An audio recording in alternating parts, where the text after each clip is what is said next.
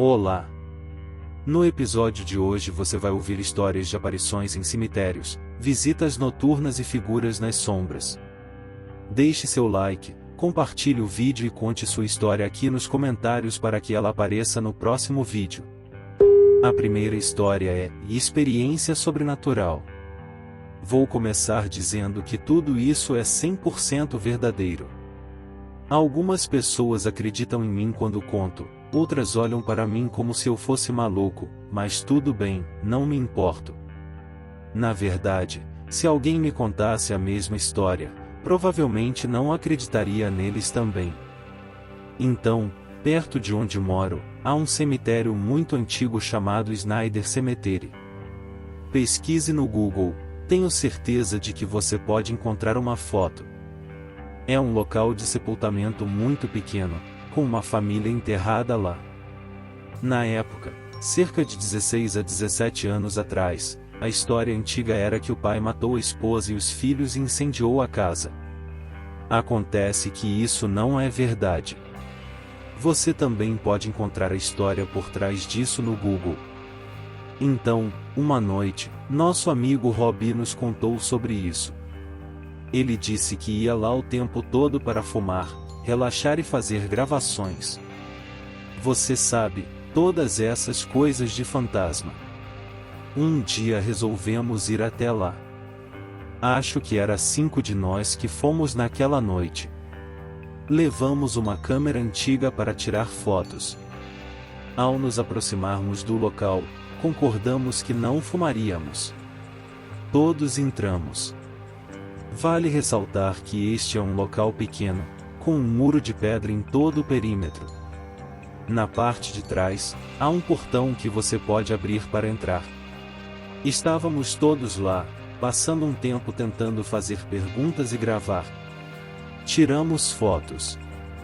Nada aconteceu. Então voltamos para a casa do meu amigo Tony. Ele também pode confirmar a história e conectamos a câmera. A primeira foto que abrimos, e estou falando sério, era o nome de Tony, soletrado da esquerda para a direita, diagonalmente na imagem, em fumaça. Não se esqueça de que ninguém estava fumando.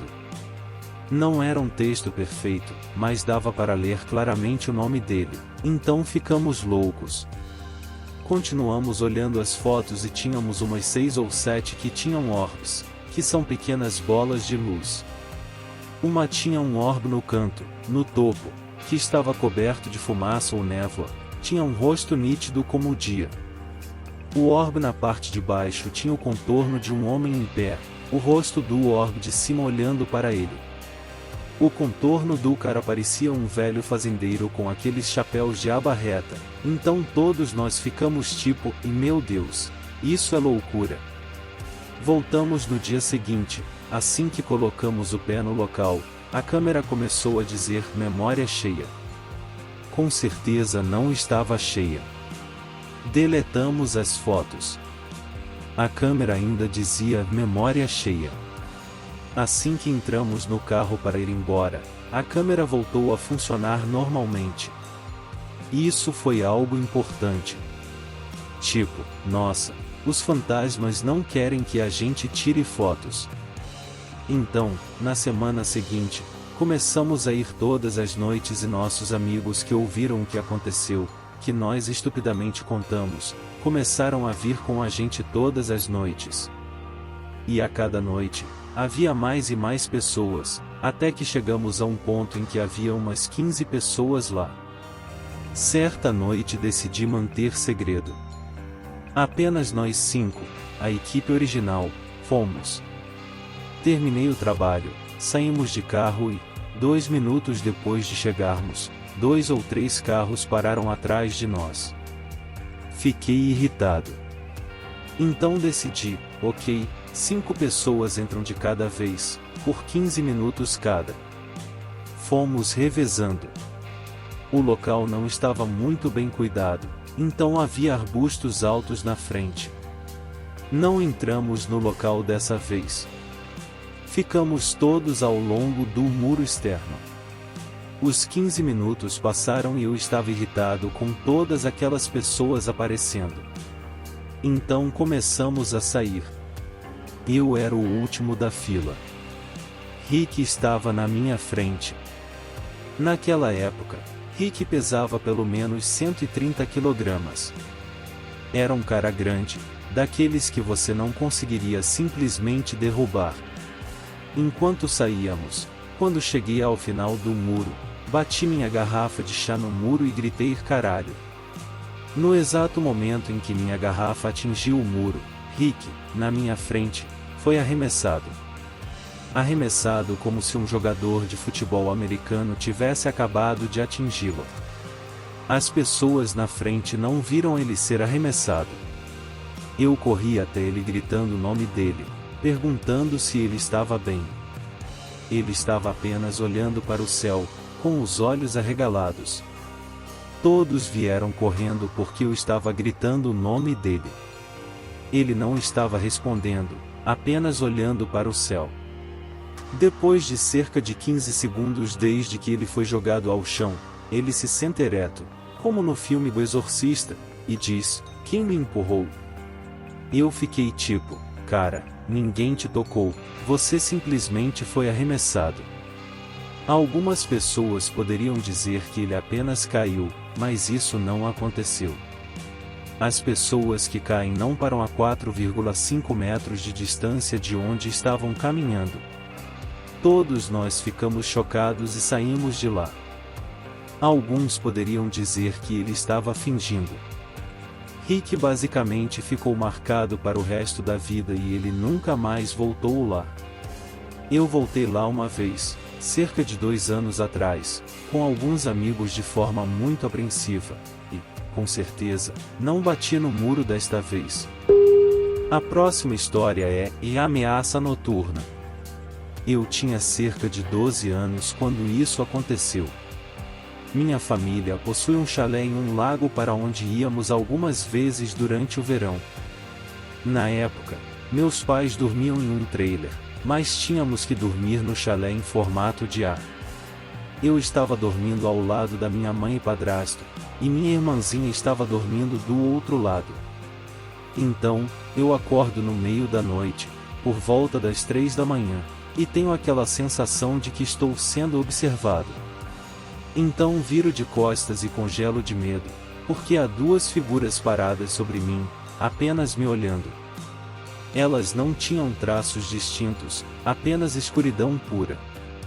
Pareciam personagens desbloqueados em um jogo de vídeo, onde você pode ver o contorno deles, mas são completamente negros. Foi estranho, pois os contornos pareciam os de meus pais, mas eles estavam dormindo bem ao meu lado de qualquer maneira. Ficamos apenas nos encarando por sabe-se lá quanto tempo. Eu estava com muito medo para me mexer. Finalmente, reuni coragem suficiente para jogar as cobertas sobre minha cabeça e esperar que aquela sensação diminuísse. Finalmente, assim que a luz começou a entrar pela janela, o terrível sentimento desapareceu instantaneamente e eu tirei as cobertas e eles se foram. De vez em quando, ainda sinto essa mesma sensação quando passo a noite no lago, mas sempre mantenho os olhos fechados, porque sei que se eu os abrir, aquelas figuras estarão de volta. A próxima história é Sombras do Medo. Não tenho razão lógica para acreditar no paranormal. Dito isso, na última casa em que morei, houve experiências durante meses, talvez 1 ou 2 vezes por semana. Eu acordava no meio da noite e olhava para a porta para ver uma sombra muito escura com formato humano em pé no batente. Eu podia sentir que ela me observava. Eu começava a respirar pesadamente e podia ouvir a mim mesmo gritando de terror dentro da minha cabeça. Mas, quando perguntei à minha namorada sobre isso, ela me disse que eu não tinha dito nada em voz alta. A última vez que aconteceu foi um pouco diferente. Já tinha passado um tempo desde a última vez que vi a figura na porta. Uma noite, acordei no meio da noite novamente, como costumava fazer, e a figura estava lá novamente. Percebi um silêncio perturbador no quarto, nada além da minha própria respiração. Desta vez, no entanto, ela se aproximou de mim e chegou bem perto do meu rosto, e eu pude ver o rosto, mas não era reconhecível. Ninguém que eu conhecia tinha olhos assim, eram olhos sem vida, como os de um cadáver. Você já olhou nos olhos de um cadáver? Era desse tipo de olhar, e eu entrei em pânico, não conseguia respirar, não conseguia me mexer. Eu nem sabia ao certo se estava realmente acordado. Então a figura desapareceu, dissolveu-se na escuridão do quarto. Os sons voltaram. Eu podia ouvir o tic-tac do relógio na parede e o som do ventilador na janela. Foi verdadeiramente aterrorizante. Eu me mudei daquela casa não faz muito tempo e desde então não experimentei mais nada assim. A casa estava assombrada? Provavelmente não. Minha namorada me dizia que, às vezes, eu parava de respirar enquanto dormia e depois tossia, acordando sozinho. Provavelmente era a apneia do sono causando problemas de oxigênio. Eu também era técnico de emergência médica na época e estava sob muito estresse, tanto emocional quanto financeiro. Meu terapeuta diz que as sombras que as pessoas veem podem ser uma manifestação do estresse. Eu não sei o que era aquilo, só sei que nunca tinha experimentado coisas assim antes de morar naquela casa.